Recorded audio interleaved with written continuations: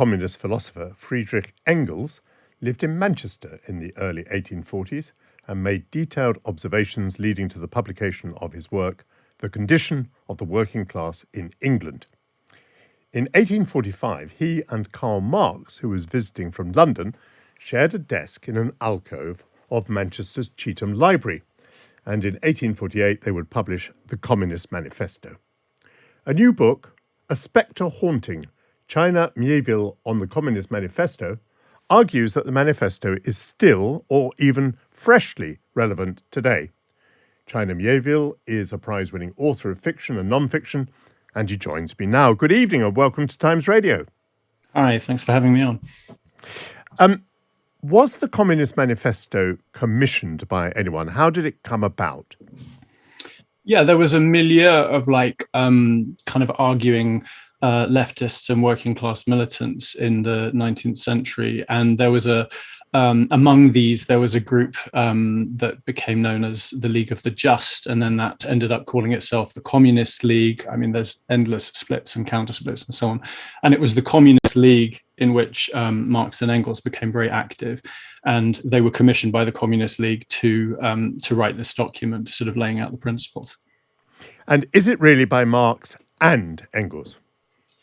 Well, opinions divided on that, including Engels himself said, kind of disavowed all authorship. But what I argue in the book, and I'm not the only person to say this, is that that's him being too modest, because he had written several kind of documents leading up to the manifesto. And although line for line, it was probably Marx that did a sort of entirely fresh sweep, as it were. I don't think that the manifesto would exist in its current form at all were it not for not just the intellectual and political input of Engels, but also for those previous drafts, if you like. And are you able to summarize what the argument of the Communist Manifesto is? I'm tempted to say read the book, but I mean, essentially... Because it's not very long. Sorry. It's not. I meant the Communist Manifesto is very long. Your book is slightly longer, of course. It's still not very long, but a lot longer than the 12,000 books of the manifesto, 12,000 words of the manifesto, yes. I mean, the manifesto essentially argues that the system of capitalism is run for profit and accumulation at the behest of a small class of people who control it, and that there are various other groups below them, but that the fundamental antagonism is with the workers, the proletariat, who have to sell their labor, and essentially that the profit comes from their work, and that this system cannot deliver dignity, justice, liberty for people, and is also, even in its own terms, kind of careering towards disaster. That would be a very, very simplifying outline. And if I may just add a sentence, and that it must be destroyed. Absolutely, yes. I mean, the book, the manifesto, oscillates repeatedly between prophecy, exhortation, sort of play. So the line between what it's predicting and what it's demanding is often very hazy. And so, yes, it does. Sometimes it sounds like it's saying it definitely will be destroyed. But part of what I'm suggesting is that much more pertinently is the demand that it be overturned. Yes. Capitalism, that is. Capitalism, yes, absolutely. Now, why do you think that this old document might be relevant today? Well, on a very basic level, apart from anything else, I think it's there should be a question of kind of intellectual curiosity, because although I make no bones about my own political proclivities and sympathies, I welcome good faith and interested and curious arguments with people who don't agree. That's great. But the problem is there's an enormous amount of, I think, either bad faith or just very ignorant arguing about communism in general, if you like, and particularly the manifesto and what it does or doesn't say. So bracket everything else. I just think this is a question of taking an important document seriously. Now, I also go further than that, and although I hope people of all kinds of different political hues, I hope will be able to get something from my argument, I also make no bones about the fact that I think the manifesto itself remains very, very trenchant and very, very articulate and frankly persuasive on the impossibility of capitalism to deliver that which capitalism repeatedly promises it will deliver, like liberty, like justice, like dignity. and just continues to not do so. And that therefore, yes, I think for the sake of humanity, it would be much better if we dispensed with it. So that's why it's still relevant today. Is it particularly relevant today? Have recent events made you think it's more relevant? I mean, yes, in the sense that, I think capitalism is in a very parlous state, capitalism and in both the sort of political and economic terms, like, the whole integument of what we see around us. But this is a cyclical thing. I mean, it goes through these things regularly. And I think what tends to happen or has happened over my political lifetime is people, its partisans, claiming that we've seen an end to the boom-bust cycle, or saying, that we've achieved a sort of steady state economy, or that liberal democracies are going to gradually improve things, and so on and so forth. And then repeatedly they row back on that, because it's in the nature of capitalism that this is a kind of a permanent crisis interspersed with lots and lots of particular crises, if you like. So yes, it's not a question of thinking that this proves it now more than ever. It's more a question for me of, here we are again. You mention in your book, quotes, the world in the 21st century is entirely subsumed by capitalism. The capitalist system is global. That's the end of the quote. I'm wondering whether that might be because it works and that people like it. I wonder whether it's because it's often accompanied by the rule of law and democracy. I observe that the communist Soviet Union collapsed and has been replaced by a capitalist authoritarian kleptocracy, and that communist China has also become capitalist. Well, first of all, I mean, I make a very clear argument in the book that the notionally communist states of the 20th century and the rump ones that remain today can't be considered communist. And I don't just say that as a sort of fiat. I attempt to make an argument as to why that is, and why they, briefly became what they are. Now, we can argue about whether or not I'm correct about that, but there has been for decades a notion of people saying, well, if you like communism so much, look at Russia. And this is one of those questions of sort of political good faith and intellectual curiosity that frustrates me, because there's long been a critical current that is highly sympathetic to Marx or Marxism, but that has a very trenchant critique of those societies. So the fact of those societies is not, I think, in and of itself a critique of communism. On the question that you raise, the thing is, we know that people aren't happy. We know that. Towards the end of last year, the Pew Research Center did a big, massive data spread, 17 advanced economies, and over half of the people in the advanced economies said that they needed a complete reform, major change to both the economic and the political system of their country. In the US, it was 85% wanted an overhaul of politics and 66% of economics. All you need to sustain a system, you don't need people to like it. You just need people to think that change isn't fundamentally possible.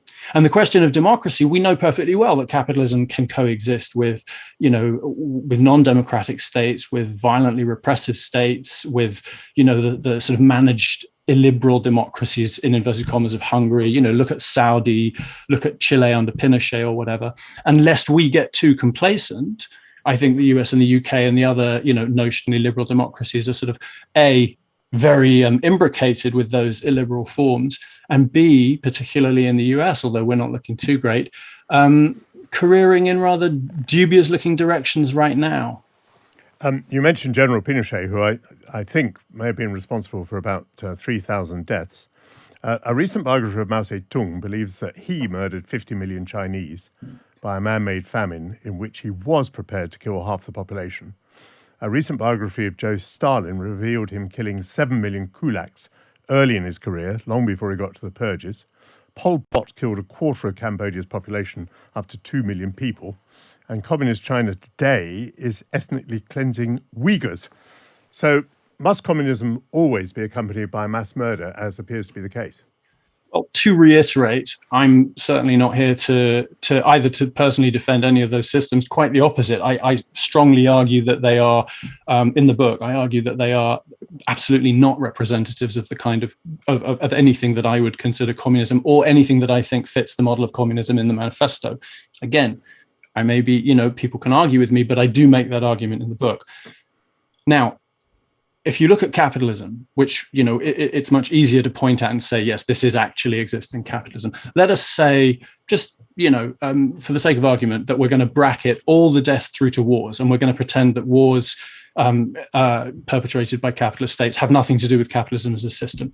Let's say we're going to bracket the slave trade, even though the millions of slaves dead had nothing, as if they had nothing to do with the setting up of capitalism. Let's say we're going to bracket 10 million dead in Congo. Let's say we're going to bracket the Bengal famine of 42 to 45, as if that wasn't, a deliberately sustained famine by Britain and Australia, killing about 7 million Indians. Let's just talk about today.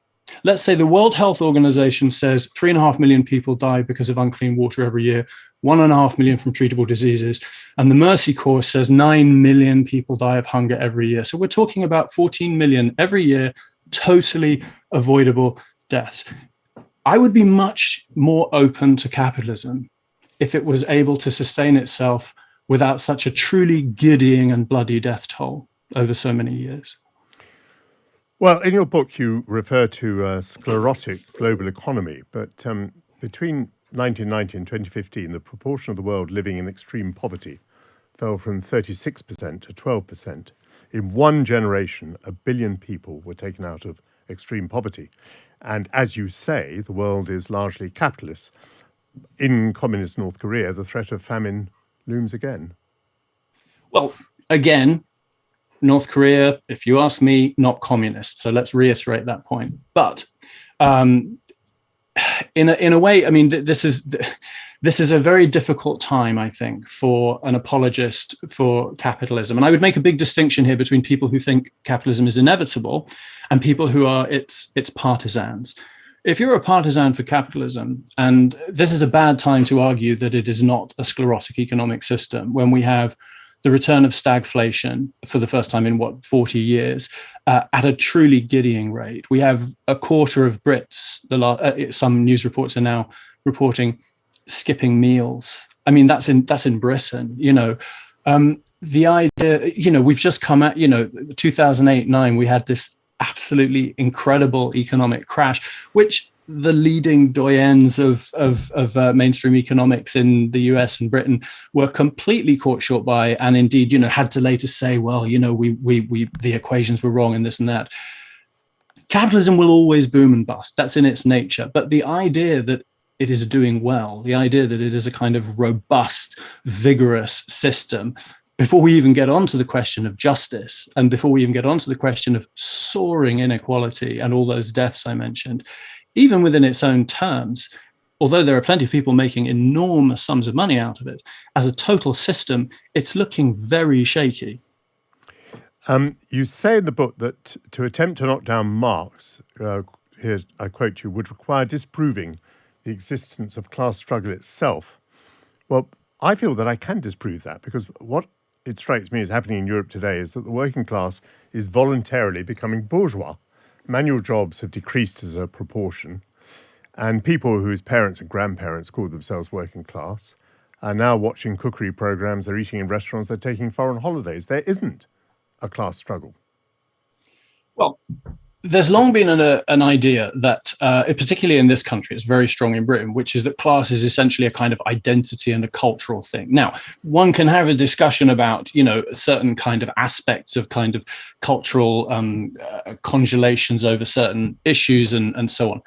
But for the purpose of this discussion, and very, very clearly, for example, within Engels's Communist Confession of Faith, which is one of the founding documents on which the manifesto is built, he said the proletariat is that class which lives exclusively by its labor and not on the profit of any kind of capital. So we are not talking here about what kind of TV programs people like. We're not talking here about where they go on holiday. What we're talking about as the working class is people who can only live by selling their labor power and who earn a wage. And then there's various intervening people, a whole deeply complicated mass, but then there's the people at the top who are controlling the profit-making machinery of capitalism and who are living off those profits. So the idea, to put it in stark terms, that the interests of an Amazon warehouse worker and the interests of Jeff Bezos are shared just because they both like cookery programs is self-evidently absurd. Obviously, it's absurd. And on the question of class struggle, it's perfectly true that self-conscious class struggle has been low for years, although I would argue that you can see it in various other forms. But in a small way, at the moment, you look at what's happening, for example, in Starbucks in the States, there's been an absolutely extraordinary explosion of unionization in what would once have been, it would have been a joke. You'd been joking if you talked about a Starbucks union. And it's now one of the most exciting areas of unionization in the US. One swallow does not a summer make, but I would say that class is very much a real thing, whether or not people who are working class or bourgeois or whatever acknowledge that. Within the terms of this document, it's very much a live thing. And it's simply a fact, as I say, that Bezos and Musk have different interests than the people in their warehouses and the people who are cleaning their floors, and a lot of people filing their papers. A Spectre Haunting, China Miéville on the Communist Manifesto is a new book. And thank you, China Miéville, for joining me this evening.